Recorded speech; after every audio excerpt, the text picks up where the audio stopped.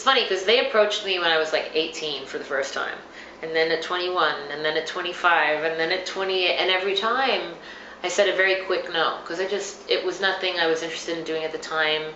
And I remember actually when I was 28, I was starring as Gypsy Rose Lee in Gypsy, and Gypsy was a very famous burlesque queen. And I had just finished doing, I did a production of Chicago, so shows that were more like about sexuality. And I was very comfortable at that point with that. And at that time I said, I'd be interested in talking about doing it, but I would love to do almost like a tribute to that kind of old glamour and burlesque, and not do it in like a trashy way, or not do it like, okay, here's another girl naked on a beach, because how many times have we seen that? I wanted to do something stylized.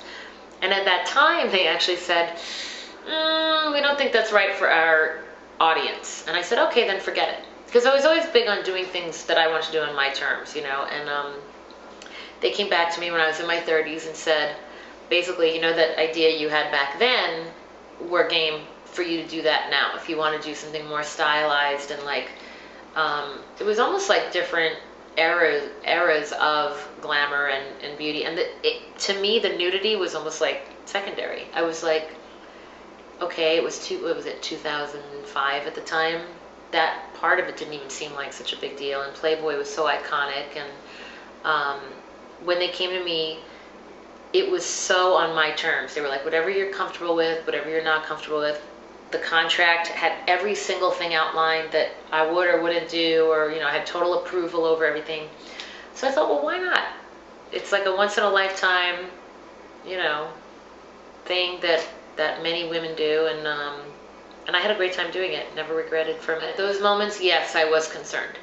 By that point, oh my God! By the time you get, I think, to be, in your well into your 30s, especially being in showbiz for so long, I reached that point long ago where I did not care what anyone ever thought about anything, because everybody has it's so easy for people to sit back and decide how you should live your life. And it's like that for anybody. I'm sure if you ask 10 of your friends, do you think I should wear this t-shirt today? One of them would go, I think you look great in blue. And one would go, I happen to like you wearing that black button-down shirt. I mean, everybody's going to have an opinion. So I reached a point in my life that I was over all of that. And I thought, what do I want to do for me?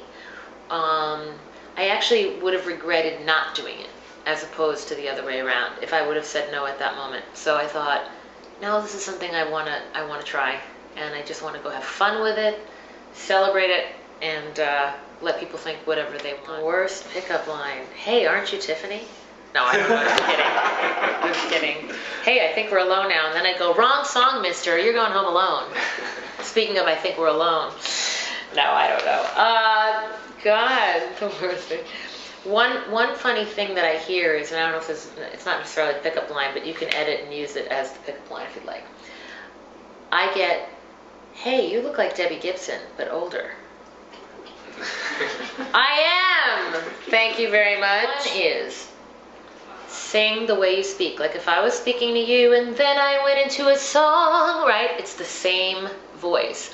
I didn't go, no, I am singing, right? People think that being a singer, like you flip some switch and then you block off who you really are. To me, singing is speaking on pitch, so be you. Second tip, if you want to be a singer, perseverance for sure, if you want to be successful. For everyone, yes, you're going to get 100 no's, for sure.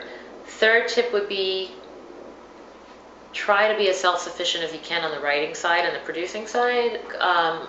If you can get together with writers, co-write, learn your way around a studio, because you don't want to be, at the end of the day, a puppet, going, oh my God, how do I hit that note? And I don't really like the way that sounds, but you don't know what to tell people in the studio, and how to represent you. You know what I mean? So I think being armed to the tooth with knowledge in terms of, the creative end, the business end, all very important in terms of being a professional. Gosh, I think it's a really personal thing. It can't really be answered, because I feel like if you're in the midst of your own relationship, only you know what's going on. Sometimes cheating is a sign of a bigger problem in a relationship, and it might have to do with both parties. So I do think that if it's part of a bigger issue and you're able to forgive and move on, and it truly was like a cry for help, cool. If it's something that's an addiction and a real betrayal of trust that goes beyond that, then kick it under the curb.